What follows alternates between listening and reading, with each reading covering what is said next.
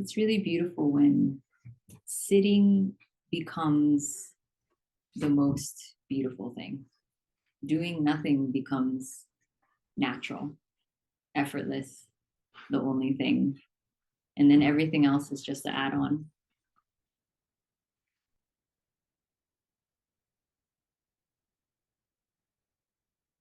An add on that's not separate from this, it's not any different from this.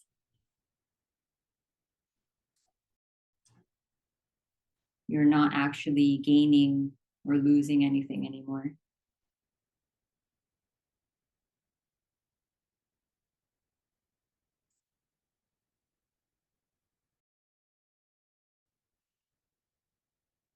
There's just completeness.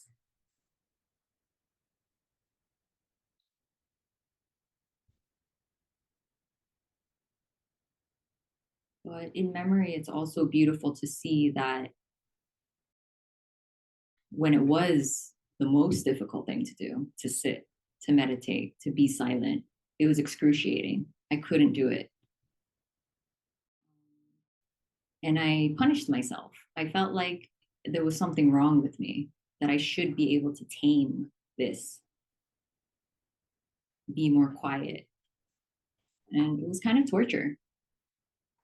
It felt like torture.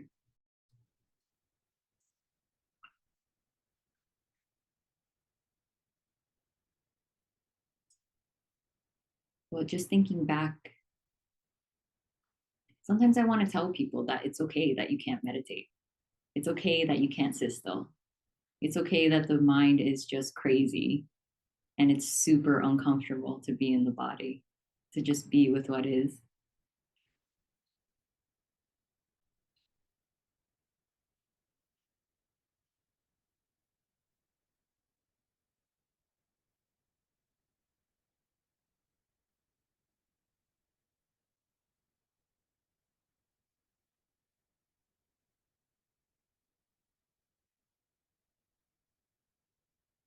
Because I think it's natural that we have all these urges, these wants to achieve something, to become something, to get something, to become more, to try it out for ourselves, and to create and build a beautiful story, a beautiful journey that ebbs and flows.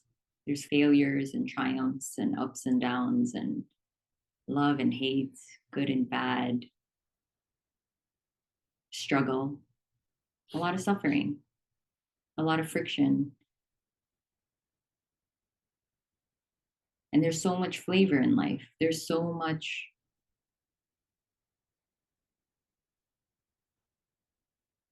variety, and it's really beautiful.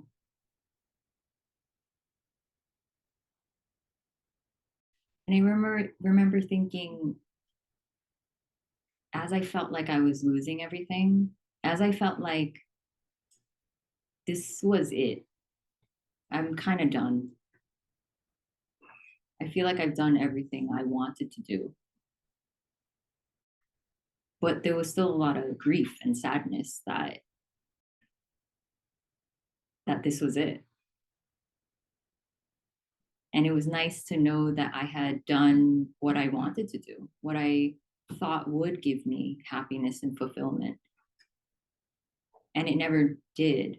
For here, it always felt like once I got it, the pleasure or the satisfaction only lasted for a moment. And it was years of striving and then just a moment of pleasure. And then it made me question why? Why was I seeking so hard for that many years for this when the reward was so, it was a blip.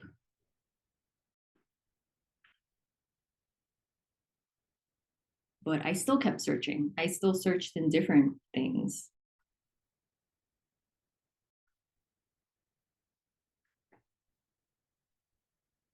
And it's strange that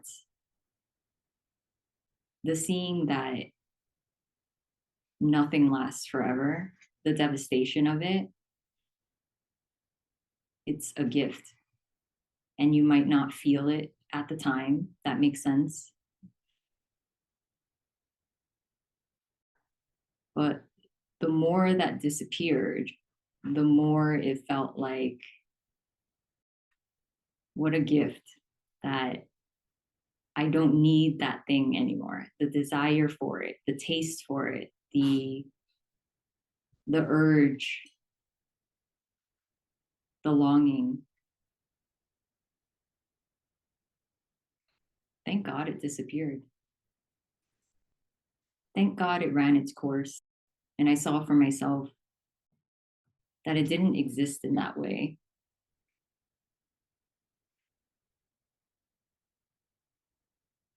But you could still see that the restlessness can still remain in subtler and subtler ways. And that's okay. The body is not used to, the last thing it's used to is just stillness, nothing, emptiness, blank.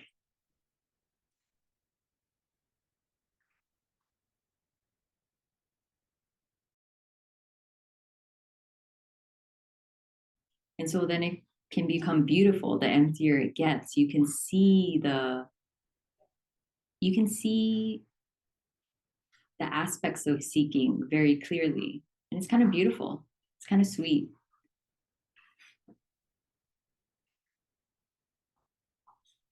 Sometimes it's annoying.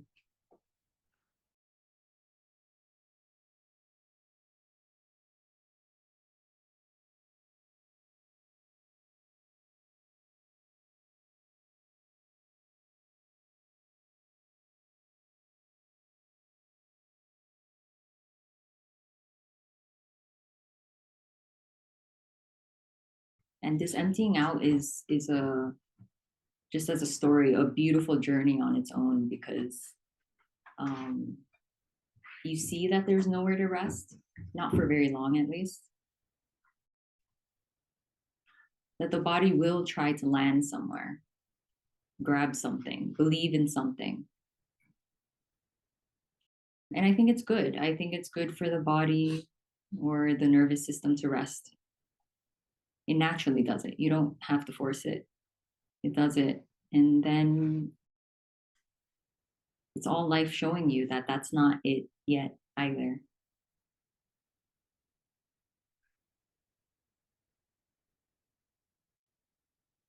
And now it doesn't define me. It doesn't mean anything about me. It's not that I have to punish myself or make myself feel bad. That's just how life is.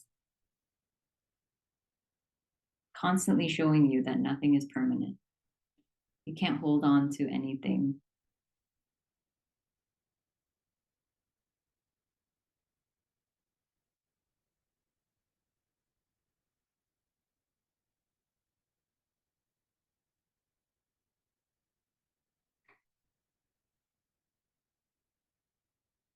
And then you understand that how I functioned before was so innocent. It couldn't have been any other way. I couldn't have made different decisions or choices. It was inevitable. Of course, that would have happened.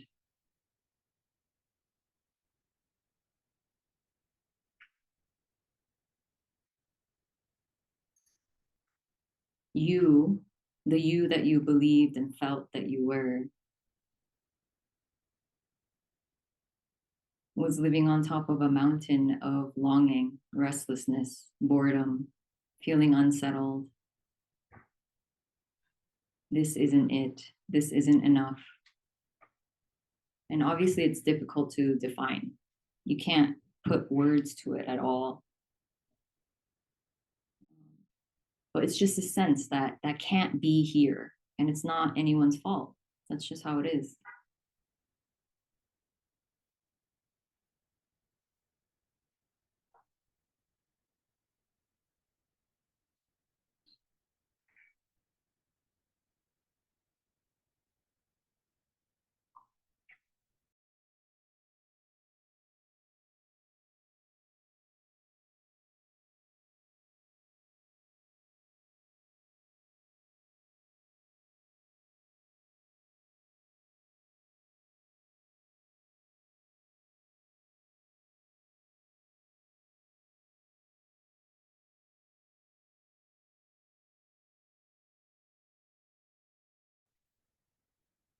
So it is strange that it felt like I did go through hell. It did feel like my own personal catered hell. I had to see all of who I thought I was, myself. And and then the suffering diminished. There was subtler levels of suffering, but it was manageable. It was fine. It was bleak at times, but it was okay. At least it wasn't intense suffering.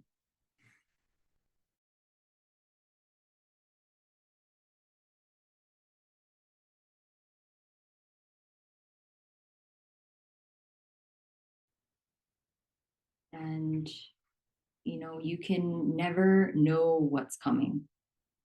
What was really happening was that I was all there was this. There wasn't the future anymore. There wasn't the past anymore.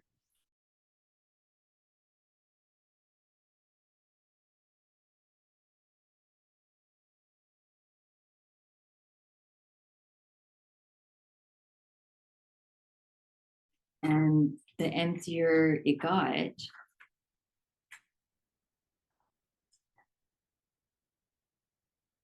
the reason why I say the emptier it got as if I didn't do anything is because it's clearly seen that no matter what the body does anymore, whatever it thinks, whatever questions arise, whatever feelings there are, whatever action it takes, it's just simply life itself.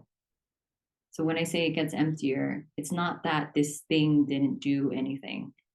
It's just clear that it was just happening. And so as it got emptier, this gratitude and amazement with the unknown was just there. It just revealed itself. It was palpable. It was the only thing. It was everything. It wasn't because of something. And so the need to get it, get something in order to feel the gratitude and the pleasure and the satisfaction, it's just not needed anymore. It naturally falls away. It naturally disappears. And so on the spiritual path, what we're doing is trying to be grateful, be compassionate, be kind, be good, be worthy of this or anything else. But that's not this. It is, but any type of seeking is going further and further away from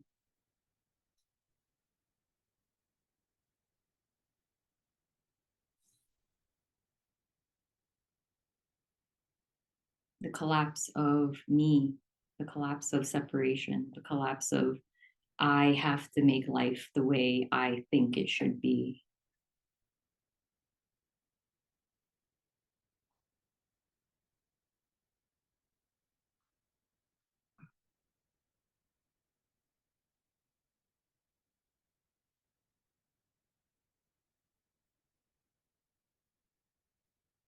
And so none of these words make sense anymore: gratitude, compassion, kindness.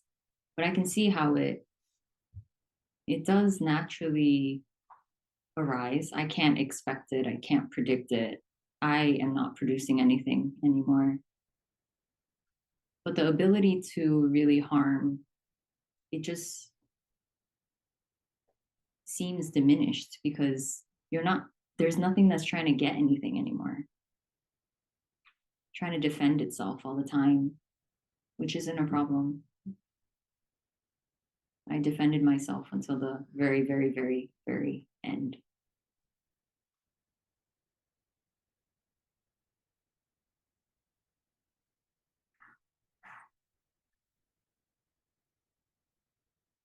So whatever I say, I never want you to feel bad. Never want you to feel like you produced that. You're in charge of that. You're in control of that, because you're not.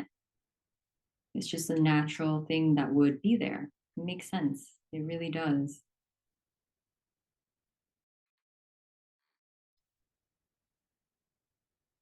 And natural learning can happen. It's a beautiful thing when when that can happen from a gentle place. And not that self-hatred and punishing oneself is, I can't see it as a bad or wrong thing necessarily, but it can come from a different place. Learning can happen from a kinder, gentler place. Knowing that everyone is so deeply flawed in the most beautiful, magnificent, perfect way.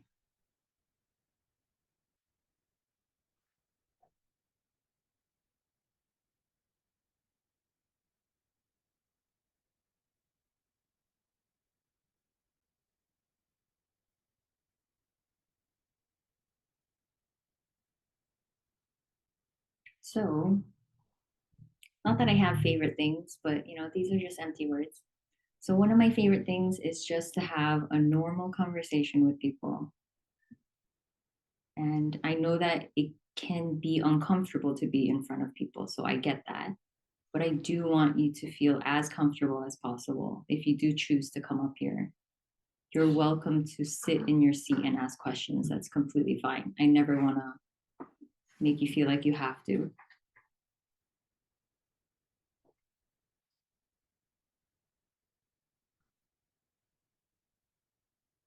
But yeah, just know that all this can see, it's not that I see it, but all that's possible is that there's nothing wrong with anyone. I can't see anything wrong. No matter what you say, it doesn't matter.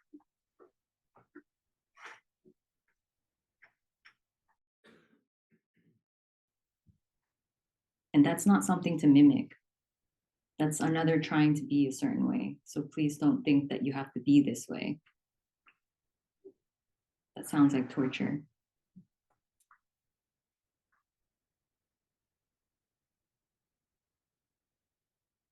I had to hate when hate was here. I loved when love was here. And I wasn't in control of it.